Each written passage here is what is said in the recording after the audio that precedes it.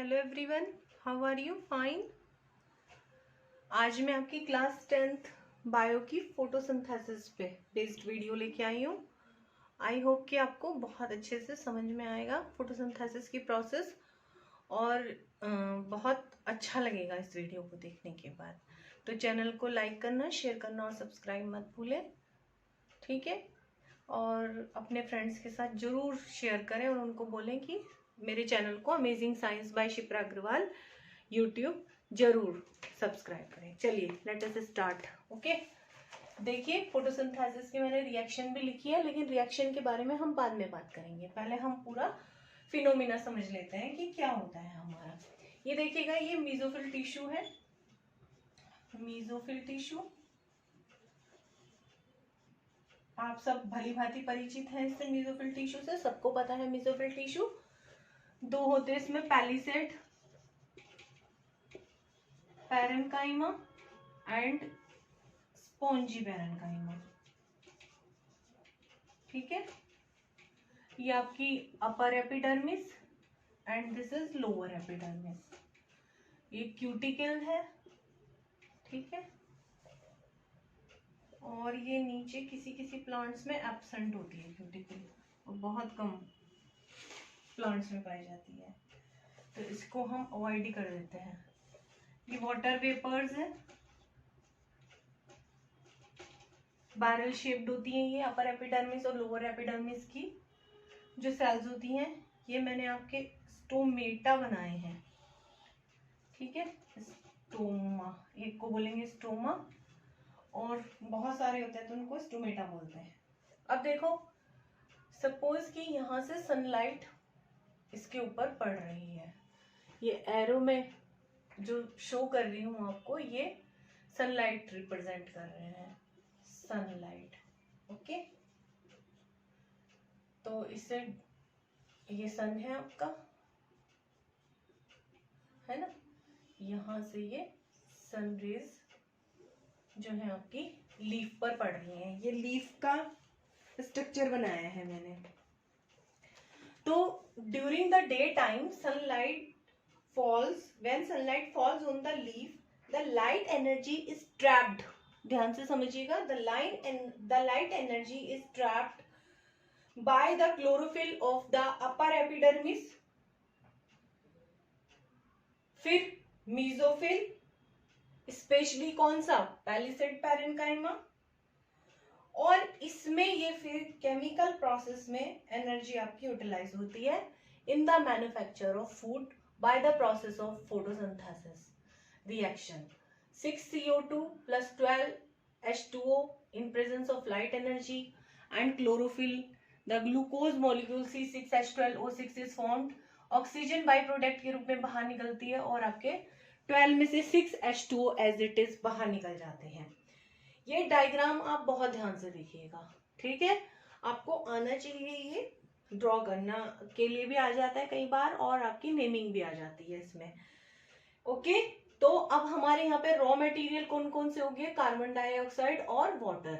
तो इनको हम क्या कह सकते हैं? Raw materials. तो एक नंबर में क्वेश्चन पूछा जाता है water, raw materials of photosynthesis, तो आप लिखेंगे कार्बन डाइऑक्साइड एंड वाटर। किसकी प्रेजेंस में होती है ये? सनलाइट या लाइट एनर्जी भी बोलते हैं उसको, फोटोन्स, और क्लोरोफिल की प्रेजेंस में होती है ये वाली रिएक्शन। अब जो कार्बन डाइऑक्साइड है वो हमारी कैसे आती है? ठीक है, एटमॉस्फेयर से। तो ये डिफ्यूजन के थ्रू, जब डिफ्यूजन होता है, diffusion is the process in which the molecules from higher concentration से जो मॉलिक्यूल्स हैं वो जब लोअर कंसेंट्रेशन की तरफ मूव करते हैं। ये लोअर है, ठीक है, लो कंसेंट्रेशन है, ये आपका हाई कंसेंट्रेशन है एटमॉस्फेयर। जानिएगा, इसको समझिएगा जरा थोड़ा सा, ठीक है? और ये आपका जो है हायर कंसेंट्रेशन, कार्बन डाइऑक्साइड के यहाँ पर मॉलिक्यूल्स ज्यादा है और यहाँ पर बिल्कुल नहीं है, तो लोअर कंसेंट्रेशन की तरफ जो मूवमेंट होता है मॉलिक्यूल्स का, that is known as diffusion. उसे ही हम डिफ्यूजन कहते हैं, हिंदी में विसरण कहते हैं, ठीक है? तो ये डिफ्यूजन कहाँ कैसे होता है, ये हमारा इस स्टोमेटा से जो लोअर एपिडर्मिस में हमारे पाए जाते हैं। और ड्रॉ कर लीजिए, यहाँ पर भी बना लीजिए, कोई टेंशन नहीं है। इस तरह से आप इसको रिप्रेजेंट कर सकते हैं स्टोमेटा को। तो इनसे ये कार्बन डाइऑक्साइड के जो मॉलिक्यूल्स हैं एटमॉस्फेयर में जिनकी कंसंट्रेशन हाई है, ये हमारे लीफ में एंटर करते हैं by the process of diffusion.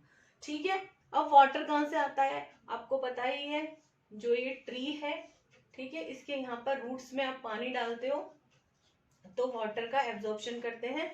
ये आप मेरा ट्रांसपायरेशन वाले वीडियो में इसे देख सकते हो। जिन बच्चों ने ट्रांसपायरेशन वाला वीडियो नहीं देखा है तो एब्जॉर्प्शन ऑफ वाटर उसमें मैंने अच्छे से डिस्क्राइब कर रखा है, पूरा आप समझ सकते हो। ठीक है, तो ये यहाँ पे सॉइल है और सॉइल में आपने वाटर डाला और इससे ये फिर रूट हेयर्स के थ्रू रूट में, फिर जाइलम के थ्रू स्टेम में, और फिर पूरे होल प्लांट्स में लीव्स में ये पहुंच जाता है। ठीक है, जहां पर ये देख रहे हो आप, वाटर वेपर मैंने शो किया है, मेसोफिल टिश्यू में बिखरा रहता है, डिस्ट्रीब्यूटेड रहता है। और जब ये वाटर भी मिल गया, ठीक है, और CO2 भी मिल गई, क्लोरोफिल प्रेजेंट है, सनलाइट इसके ऊपर पड़ रही है, मैंने शो किया है पूरा मैकेनिज्म आपको अच्छे से। तो ये आपस में ये वाली रिएक्शन करके 6CO2 + 12H2O ग्लूकोज का एक मॉलिक्यूल आपका बनाते हैं, और 6O2 जो है ऑक्सीजन आपकी रिलीज होती है इस वाली प्रोसेस में, और 6 मॉलिक्यूल्स ऑफ वाटर आपके बच जाते हैं।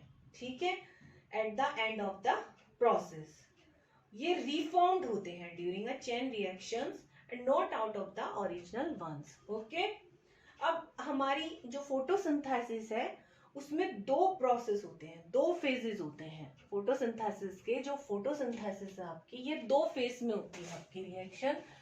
एक तो लाइट फेज होता है, लाइट रिएक्शन कहलाती है, और एक डार्क फेज होता है, इसका डार्क रिएक्शन कहलाती है।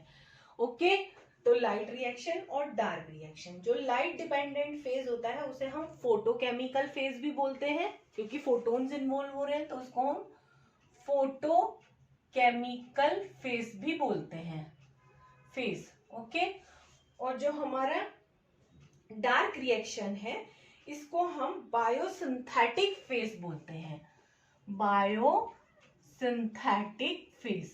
याद रखिएगा अच्छे से, बायोसिंथेटिक फेज। दो नाम है, लाइट फेज का क्या नाम है, फोटोकेमिकल फेज, और डार्क फेज का क्या नाम है, बायोसिंथेटिक फेज। अच्छे से आपको ये याद होना चाहिए। तो अब हम सबसे पहले क्या करेंगे, आपकी लाइट डिपेंडेंट फेज और फोटोकेमिकल फेज को जानेंगे, अच्छे से रीड करेंगे। चलिए स्टार्ट करते हैं हम। अगर मेरी वीडियो पसंद आ रही हो तो प्लीज अपने फ्रेंड्स के साथ शेयर कर देना और उनको चैनल को सब्सक्राइब करने के लिए बोलना। ठीक है, और प्लीज लाइक का बटन भी दबा दिया अगर उसमें एक लाइक का थंबनेल बना हुआ है तो उसको आप प्रेस कर दोगे तो थोड़ा सा मुझे अच्छा लगेगा कि आपको मेरी वीडियोस पसंद आ रही हैं, तो मैं ज्यादा से ज्यादा फिर वीडियो बनाने के लिए इंस्पायर हो जाऊंगी। ठीक है, चलिए now we will start with light dependent phase. तो मैंने आपको क्या बताया है कि पहला फेज जो होता है हमारा वो क्या कहलाता है, लाइट डिपेंडेंट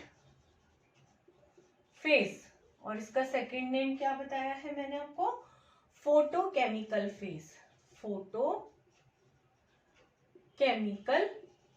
फेज। ओके, तो इन दिस फेज जो लाइट होती है हमारी, लाइट प्लेज अ की रोल। ठीक है, की रोल प्ले करती है। तो एक नंबर में क्वेश्चन भी आता है कि dash plays the key role in photochemical phase और लाइट डिपेंडेंट फेज। तो इसका आंसर हो जाएगा लाइट। ठीक है, इसमें बहुत सारी रिएक्शंस होती हैं, a series of chemical reactions occurs in very quick successions, और वो इनिशिएट किसके थ्रू होती है, लाइट के थ्रू। मतलब कि वो चलती किसके थ्रू है, शुरू किसके द्वारा की जाती है, लाइट के द्वारा। जब लाइट पड़ती है लीफ के ऊपर, मेसोफिल टिश्यू तक पहुंचती है, उसके फोटोन्स पहुंचते हैं, फोटोन्स को एब्जॉर्ब करता है क्लोरोफिल, तो उसके बाद ही हमारी जो है फोटोकेमिकल फेज शुरू होता है। लाइट इनिशिएटेड रिएक्शन है, इसलिए हम इसे फोटोकेमिकल फेज कहते हैं। और ये हमारी कहाँ होती है? थाइलकॉइड में। थाइलकॉइड, ओके, कहाँ होती है ये? थाइलकॉइड्स में। थाइलकॉइड्स इस तरह की सिक्कों के आकार की कॉइन्स लाइक एक स्ट्रक्चर होता है। इसमें ये थाइलकॉइड जो होते हैं वो आपके क्लोरोप्लास्ट में होते हैं। जस्ट अ मिनट, ये आपके क्लोरोफिल होते हैं। और ये आपके जो ग्रेनम है ये कहाँ पाए जाते हैं? ये आपके क्लोरोप्लास्ट में प्रेजेंट रहते हैं। क्लोरोप्लास्ट कहाँ होते हैं? आपके मेसोफिल टिश्यू में होते हैं। अभी मैंने शो किया था, दीज आर क्लोरोप्लास्ट। एक क्लोरोप्लास्ट है, उस एक क्लोरोप्लास्ट का स्ट्रक्चर ये है। इसमें ये ग्रेनम दिखाया है, ग्रेनम में मैंने थाइलकॉइड दिखाया है, थाइलकॉइड के अंदर मैंने क्लोरोफिल के मॉलिक्यूल्स शो किए हैं आपको। और इसका जो फ्लूइड होता है उसे हम स्ट्रोमा कहते हैं। स्टोमा, नॉट स्टोमा और स्टोमा से डोंट बी कंफ्यूज, बिल्कुल भी कंफ्यूज नहीं होना है। जो स्टोमा है वो स्टोमेटा का सिंगुलर है। Stoma singular of stomata, okay. और जो आपका क्लोरोप्लास्ट के अंदर ये लिक्विड है, फ्लूइड है, उसे हम स्ट्रोमा कहते हैं। ठीक है, तो मैंने क्या बताया है? स्ट्रोमा क्लोरोप्लास्ट का एक पार्ट है। ये डबल मेम्ब्रेन स्ट्रक्चर होता है, यू नो वेरी वेल। ठीक है, और इसमें आपके थाइलकॉइड का जो पाइल होता है उसे ग्रेनम कहते हैं। बहुत सारे ऐसे पाइल्स होते हैं उनको ग्रेना कहते हैं, वो लैमेली से एक दूसरे से अटैच रहते हैं। ये थाइलकॉइड का एक स्ट्रक्चर मैंने अच्छे से शो किया है। इसमें ये क्लोरोफिल के आपके मॉलिक्यूल्स लगे हुए हैं, इनमें क्लोरोफिल्स होते हैं। ठीक है, थाइलकॉइड में। थाइलकॉइड किस में होते हैं? क्लोरोप्लास्ट में होते हैं। तो वो जो मैंने आपको बताया था, तो उससे कंफ्यूज मत होना, वो थोड़ा सा मैं ऐसे ही बोल गई हूँ। ठीक है,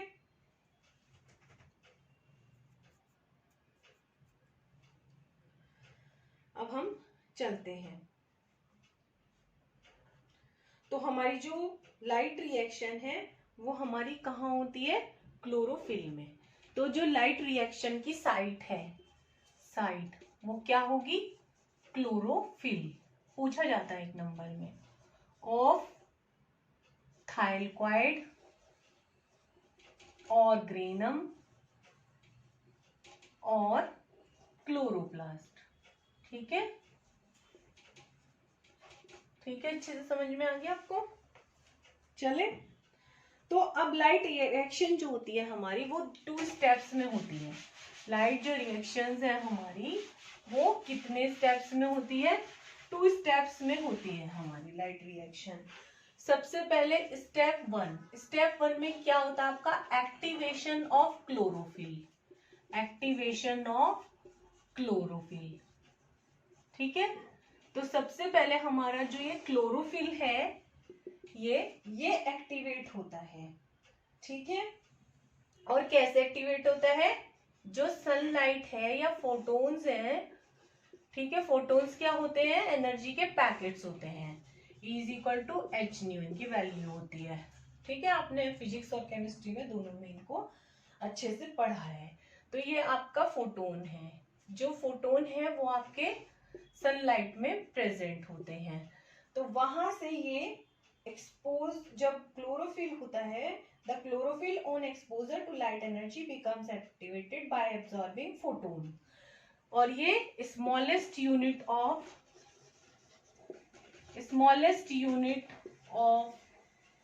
लाइट होते हैं। कौन?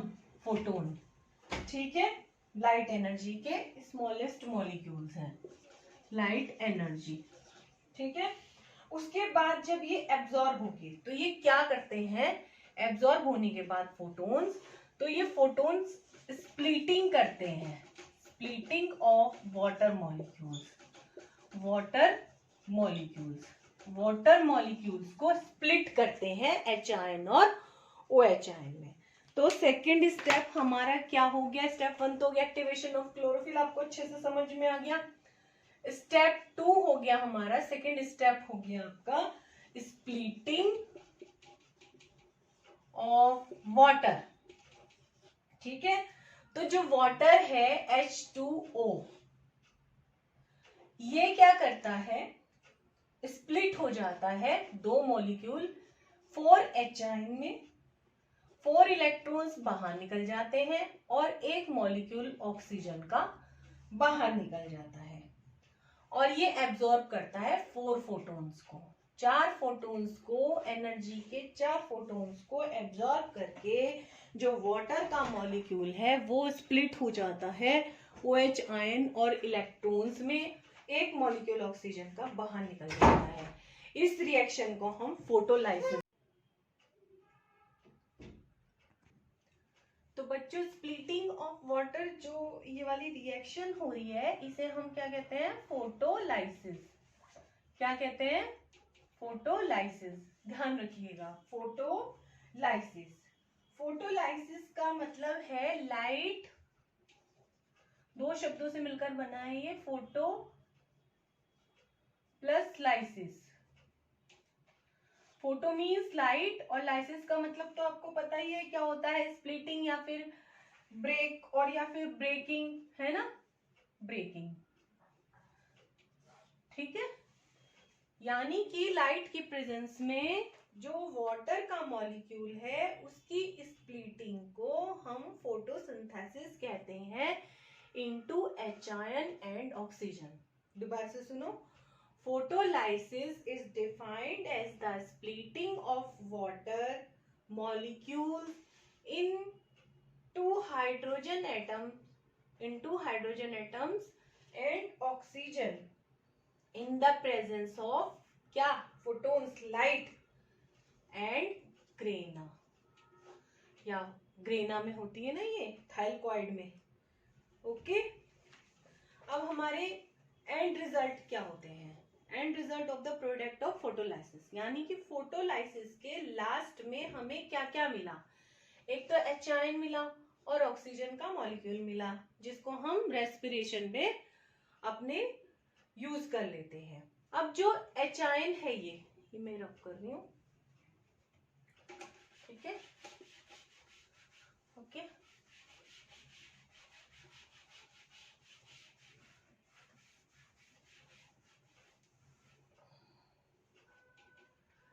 जो ये आपके H आयन मिले हैं, तो ये H आयन कौन पिक करेगा, ध्यान से सुनना, यहां से बहुत टफ लगती है फोटोसिंथेसिस, और अगर यहां से एक एक स्टेप आप ध्यान से सुनोगे तो आपको इतने अच्छे से याद हो जाएगी, एकदम याद हो जाएगी। ठीक है, कभी नहीं भूलोगे आप। एक कंपाउंड होता है NADP, nicotinamide adenine, nicotinamide adenine dinucleotide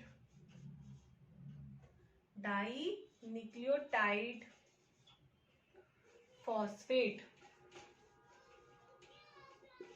ठीक है,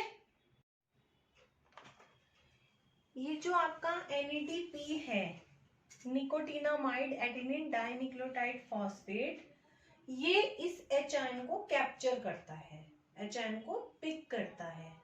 ओके, और क्या बना लेता है, ये आपका NADPH में कन्वर्ट हो जाता है, NADPH एंजाइम की प्रेजेंस में, in the presence of enzyme. Okay, इसने क्या किया, H आयन को और इलेक्ट्रॉन की प्रेजेंस में H आयन को कैप्चर किया NAD प्लस आयन ने, और NADPH में कन्वर्ट हो गया। ठीक है, और ये रिडक्शन की रिएक्शन है, रिडक्शन हो रहा है, रिड्यूस हो रहा है, ये कोएंजाइम होता है, ये कोएंजाइम होता है ये। ओके, ये रिड्यूस हो रहा है दूसरे कोएंजाइम में, और ये प्रोसेस किस में हो रही है, ग्रेनम में, ग्रेनम के थाइलकॉइड में जो क्लोरोफिल प्रेजेंट है उसमें। अब इस प्रोसेस में जो दो, ये देखो यहाँ पे 4H आयन और 2O आयन है ना, यही तो हुए।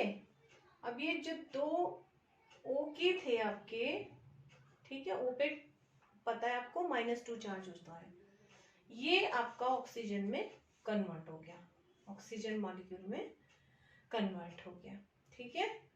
और ये जो इलेक्ट्रॉन्स हैं, ये वाले इलेक्ट्रॉन्स, जो 4 इलेक्ट्रॉन्स आपके इस रिएक्शन में निकले हैं, these electrons are used in converting ADP, जो एडिनोसिन डाइफॉस्फेट का मॉलिक्यूल होता है, क्या, एडिनोसिन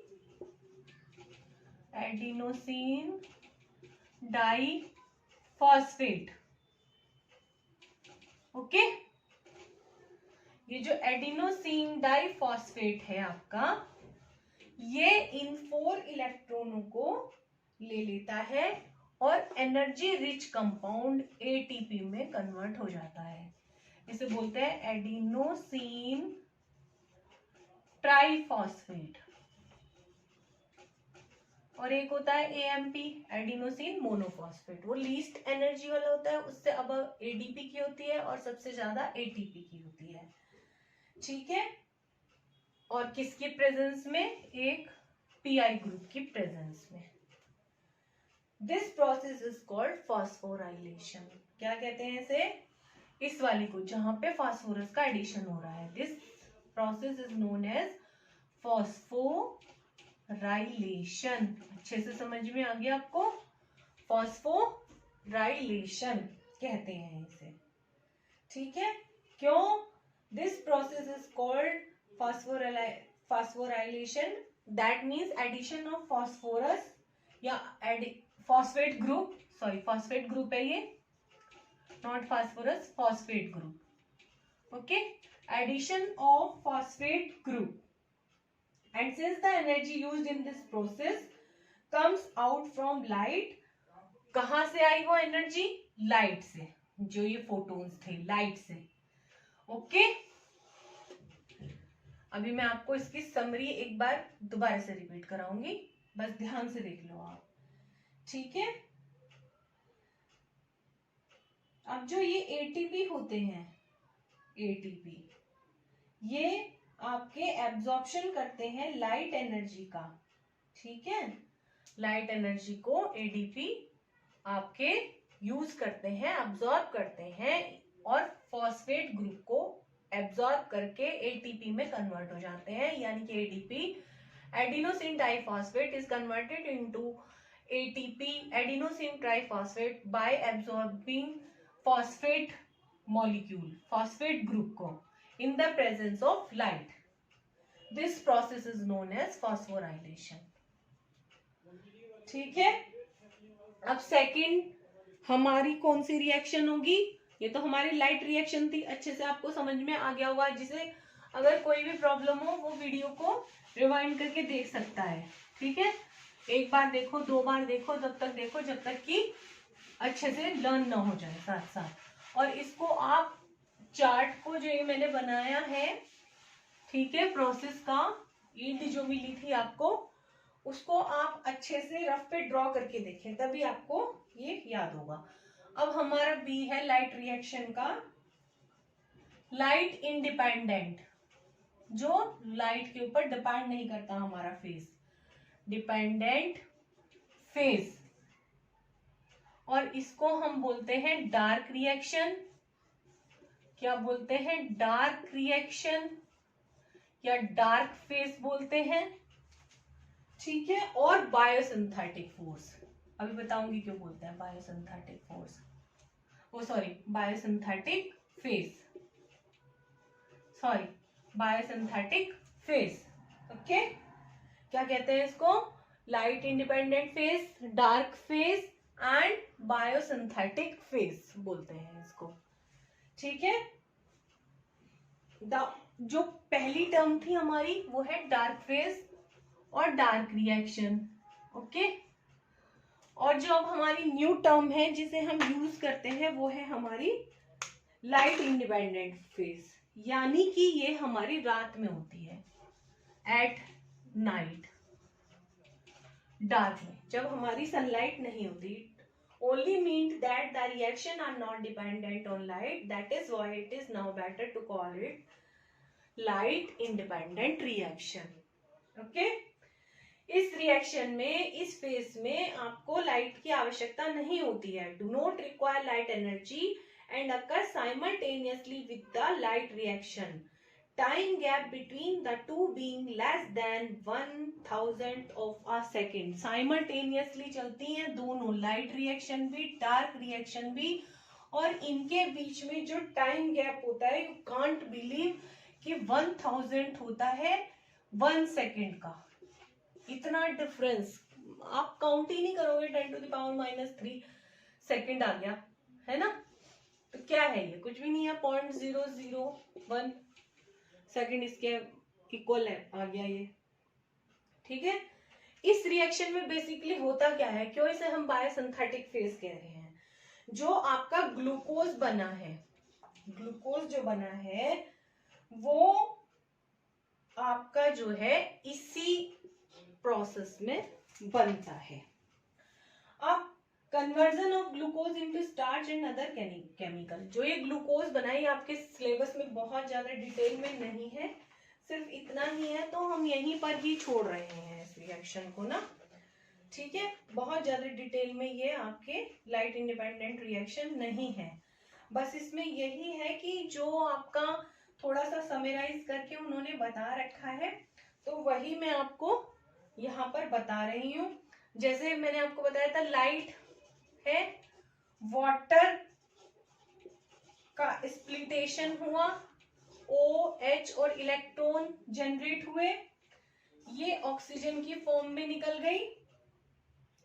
ये जो इलेक्ट्रॉन थे आपके, ये फॉस्फोराइलेशन में यूज हो गए, ADP ATP में कन्वर्ट हो गया. ठीक है. फॉस्फोराइलेशन में, फॉस्फोराइलेशन में यूज हो गए ये वाले इलेक्ट्रॉन्स. ये जो H था, H, ये आपका NADP के साथ लगकर NADPH में कन्वर्ट हो गया है ना. किस में कन्वर्ट हो गया, NADPH में. अब ये NADPH क्या करता है, ये फिर से वापस कन्वर्ट हो जाता है NADP में, और यहां पर रिलीज करता है H आयन दोबारा से. ये है मेरी डार्क रिएक्शन की जो मुझे जरूरत है. ठीक है. ये वाला फेज. और ये आपका C6H12O6 की फॉर्मेशन में, ग्लूकोज की फॉर्मेशन में, ग्लूकोज की सिंथेसिस में, जो बायोसिंथेसिस फेज है डार्क रिएक्शन का. ठीक है. इसमें यहां से ये CO2, डार्क रिएक्शन में जो CO2 है वो आ रही है आपकी, ये CO2 यहां से ली जा रही है, और ये H आयन आपके यूज करके ग्लूकोज की फॉर्मेशन हो रही है. बस इतना ही आपके सिलेबस में है, और यही ध्यान रखना है. ये ग्लूकोज आपका कन्वर्ट हो जाता है स्टार्च में, और स्टार्च की फॉर्म में ये प्लांट अपने अंदर स्टोर करके रखते हैं. इसको अच्छे से समझ में आ गया. ये ADP और ATP वाला भी समझ में आ गया होगा ना. यहाँ पे PI इसने फॉस्फेट ग्रुप लिया था अपने अंदर इलेक्ट्रॉन की प्रेजेंस में, और फॉस्फोराइलेशन हुआ था आपका. तो पूरी समरी आपको अच्छे से समझ में आ गई होगी.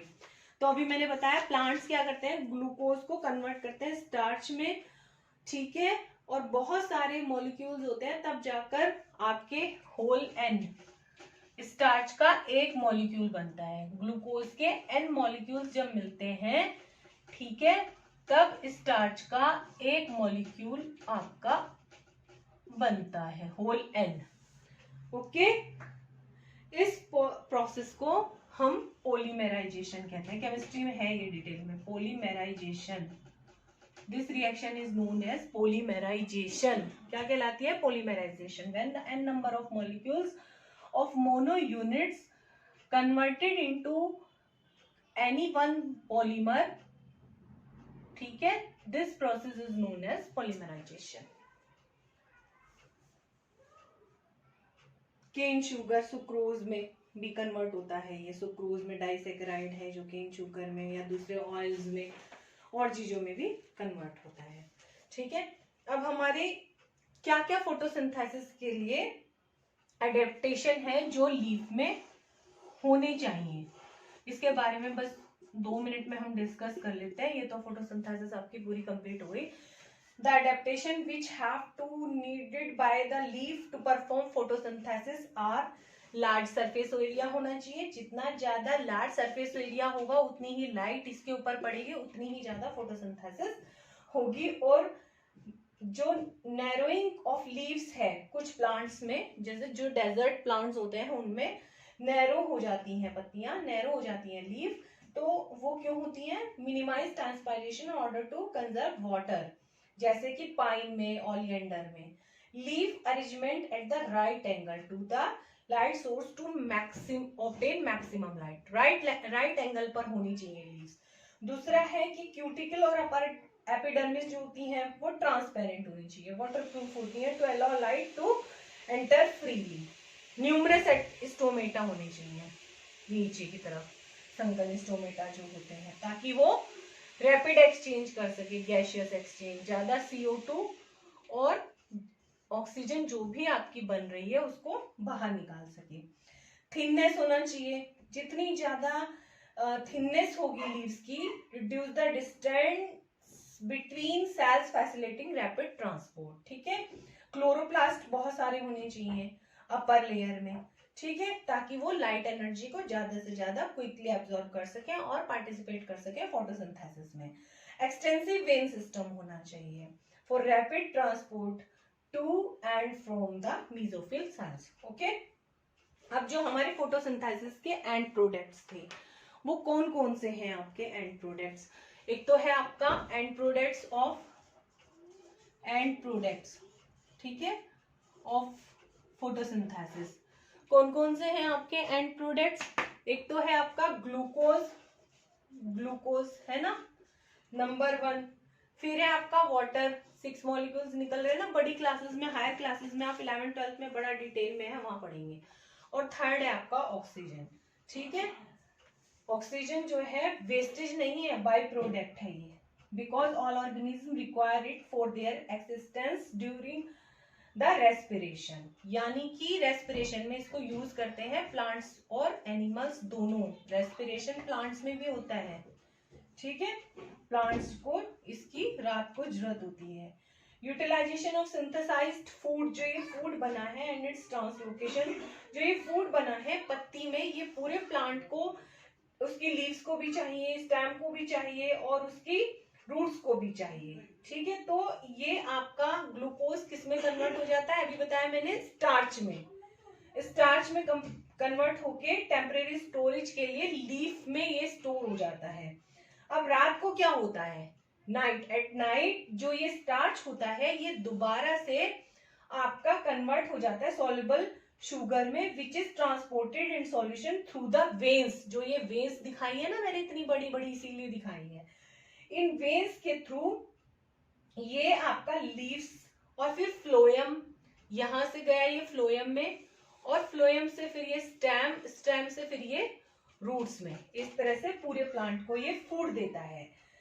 तो in this way it gets transported to different parts of the plant where it may be reconverted into starch, फिर दोबारा से स्टार्च में कन्वर्ट हो जाता है फॉर स्टोरेज। जैसे आलू है नीचे रूट्स में, या किसी किसी का स्टेम भी खाया जाता है, शुगर केन वगैरह है ना, to produce energy for various functions in the plant. तो इसे हम कहते हैं ट्रांसलोकेशन ऑफ फूड। क्या कहते हैं? Translocation of food. इसके ऊपर पूरा चैप्टर है हायर क्लासेस में ट्रांसलोकेशन ऑफ फूड के प्रति। ठीक है, तो ये आपका मैंने अच्छे से करा दिया। अब आपके फैक्टर्स रहते हैं, फैक्टर्स उनके ऊपर हम अलग से वीडियो बनाएंगे, उसमें हम साइकिल्स भी ले लेंगे। बस थोड़ा सा बता के छोड़ देती हूँ कि जो फैक्टर्स हैं वो 2 तरह के फैक्टर्स हैं, एक तो एक्सटर्नल और एक इंटरनल।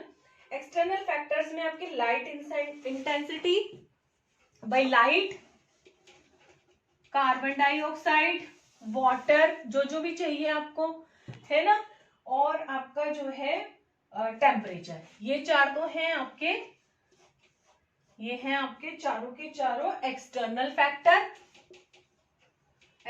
फैक्टर्स। ठीक है, और इंटरनल फैक्टर्स में आपके क्या क्या आ जाएंगे, क्लोरोफिल, प्रोटोप्लाज्म, है ना, और स्ट्रक्चर ऑफ लीफ। क्या बताया मैंने, क्लोरोफिल, स्ट्रक्चर ऑफ लीफ, और एक बताया है प्रोटोप्लाज्म। ये आपके आ जाएंगे इंटरनल फैक्टर्स में।